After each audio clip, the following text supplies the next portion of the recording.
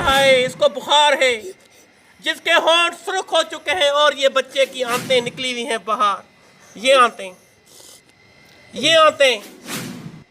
ये पेट की आंतें, काटन उठाओ भाई। ये पायखाना,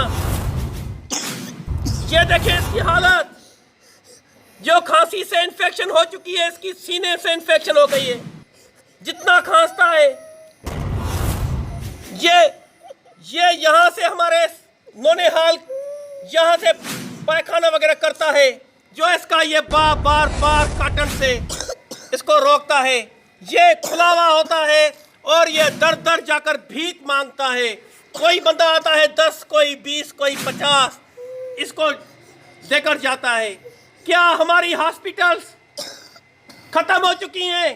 तो बिल्डोजर लगाकर हॉस्पिटलों को खत्म कर दो, डॉक्टरों को बैरूने मुल्क भेज दो। ना हमें डॉक्टर चाहिए, ना हमें हॉस्पिटल चाहिए, क्योंकि हमारे बच्चे ऐसे दर पदर पड़े हुए हैं। ये एक बच्चा जो दर्द की वजह से जिसकी टांगें सिकुड़ रही हैं, बहुत अजियत में है, बहुत अजियत में।